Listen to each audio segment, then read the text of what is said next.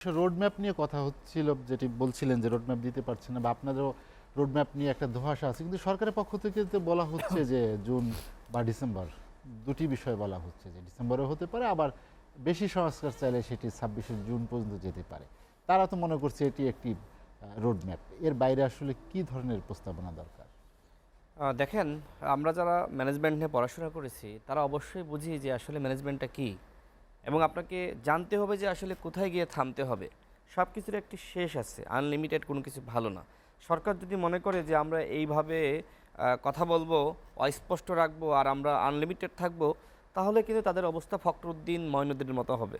আপনাকে মাথায় রাখতে হবে যে যখন ফখরুদ্দিন মঈনুদ্দিন ক্ষমতা দখল করে, তাদেরকে কিন্তু মানুষ মাথায় নিয়ে নাচানাচি করেছিল, কিন্তু 6 মাস পরে, 1 বছর পরে তাদের বিরুদ্ধেই কিন্তু আন্দোলন করেছে। সরকার বিগত 5 মাসে কি করলো, সেই প্রশ্ন কিন্তু এখন সবার মাথায় মাথায়, সবার মুখে মুখে, মানুষ কিন্তু চিন্তা করছে। এখন আপনি বলছেন যে যদি আপনি কম সংস্কার চান তাহলে ডিসেম্বরে, আর যদি বেশি সংস্কার চান তাহলে জুনে। আপনি এই যে বেশি সংস্কার করবেন মাত্র 6 মাসের মধ্যে, হাউ ইজ ইট পসিবল?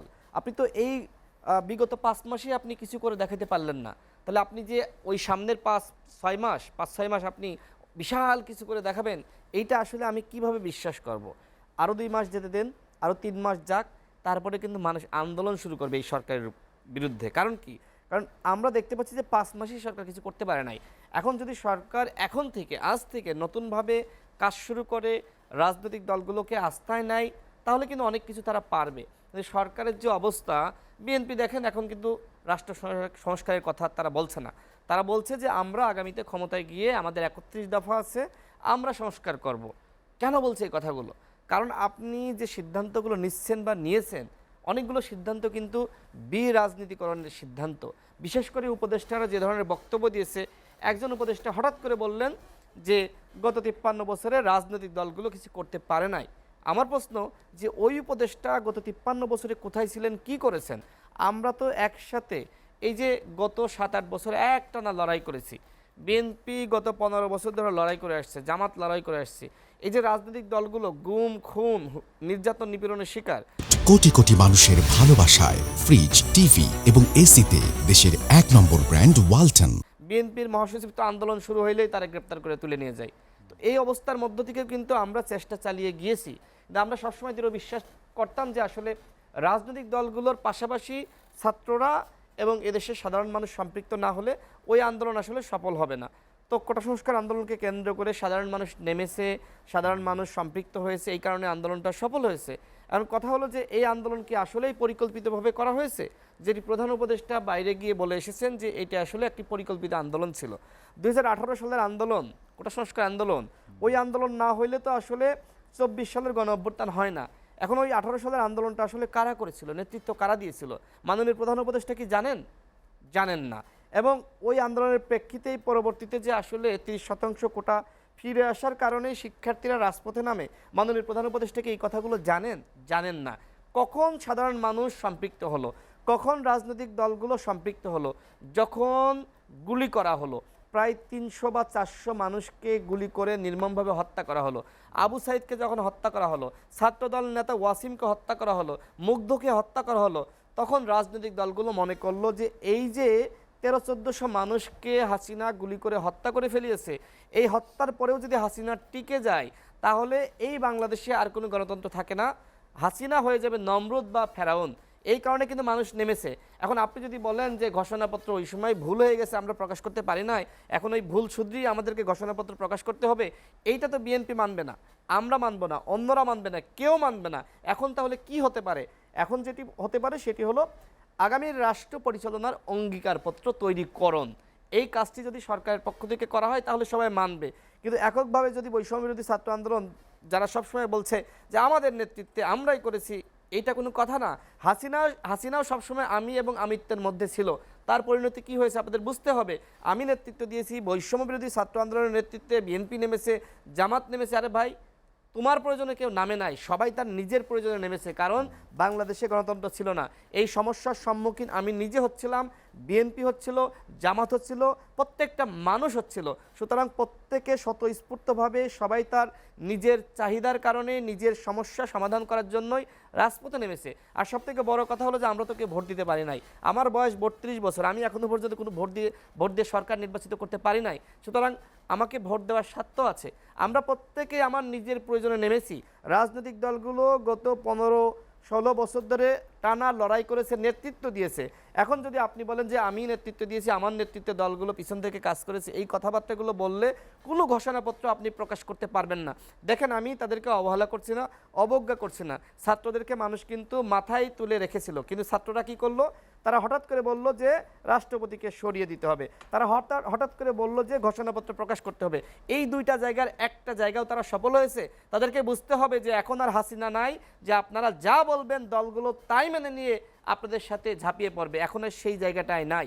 প্রত্যেকটা দলের নিজস্ব এজেন্ডা, কর্মসূচি আছে, প্রত্যেকটা দলের আদর্শ আছে, প্রত্যেকটা দলের সংস্কারের রূপরেখা আছে। আমি শেষ করব, তার আগে যেটি বলতে চাই, দেখেন এই যে রাষ্ট্র সংস্কারের কথা আসতেছে, রবিউল ভাই যেটি বললেন যে বিএনপির 31 দফা, আমি বলবো বিএনপির না, এই দফা যুগপৎ আন্দোলন আমরা যারা 43টি দল একসাথে করেছি তাদের রাষ্ট্র সংস্কারের দফা। এখন এই অন্তর্বর্তীকালীন সরকার বা কোটা সংস্কার আন্দোলনকে কেন্দ্র করে গণ অভ্যুত্থান, এইটা হওয়ার আগেই কিন্তু রাজনৈতিক দলগুলো মনে করেছিল এই মুহূর্তে সংস্কার দরকার, সংবিধানের সংস্কার, বিচার বিভাগের সংস্কার। যে 31 দফা আপনি একটু পড়ে দেখবেন যে এখন ছাত্ররা যে কথাগুলো বলছে, সাধারণ মানুষ যে সংস্কারের কথা বলছে, সেখানে কিন্তু প্রত্যেকটা জিনিস প্রায় রয়েছে। আমি স্যারের দুইটা কথা বলে শেষ করবো। আওয়ামী লীগের বিষয়ে স্যার যেটি বললেন যে আওয়ামী লীগের 25 থেকে 30% ভোট আছে, এবং তিনি বললেন যে আদালতের মাধ্যমে কোনো কিছু করলে সেটি ঠিক হবে না, যেটি আওয়ামী লীগ নিজেও করেছে। দেখেন, তাহলে আপনি কি করবেন? এত বড় গণহত্যার পরে আগামী ইলেকশনে যদি আপনি আওয়ামী লীগকে নির্বাচন করার সুযোগ দেন, তাহলে গণহত্যার বিচারটা কি হবে? কোনোভাবেই হবে না, বরং আওয়ামী লীগকে পুনর্বাসিত করা হবে। সুতরাং যতক্ষণ না পর্যন্ত গণহত্যার বিচার হচ্ছে, রবিউল ভাই যেটি বললেন যে তাদেরকে অবশ্যই ট্রায়াল দরকার, আমি একমত। গণহত্যার বিচার হওয়ার আগ পর্যন্ত আওয়ামী লীগকে অবশ্যই তাদের সাংগঠনিক কার্যক্রম এবং নিবন্ধন অবশ্যই স্থগিত করতে হবে। আমরা সংস্কারের রাজনীতি নিয়ে আলোচনা করছিলাম যে সংস্কারটা শেষ হবে কি রাজনৈতিক নতুন বন্দোবস্ত দিয়েই কিনা। দেখেন, সমালোচনা করা কিন্তু আমাদের গণতান্ত্রিক অধিকার।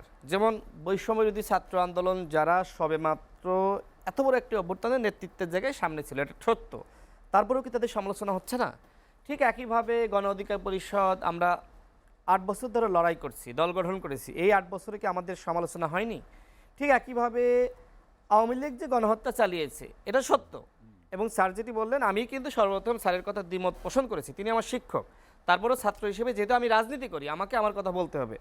সেটি হলো যে অবশ্যই এক্ষেত্রে আওয়ামী লীগ নির্দেশ দিয়েছে, সরকারের থেকে না। দেখেন, যিনি সরকারের প্রধান ছিলেন তিনি কিন্তু একই সাথে দলের প্রধান ছিলেন। তার মানে কি সরকার এবং দলটা কিন্তু একাকার ছিল। সরকারকে যেমন দায় নিতে হবে আওয়ামী লীগ সরকারকে, ঠিক একইভাবে এই গণহত্যার দায় কিন্তু আওয়ামী লীগকে নিতে হবে। তার মানে কি? তার মানে এই সরকারের যেমন পতন হয়েছে, তাহলে আওয়ামী লীগের পতন হবে না, এই দলটির পতন হবে।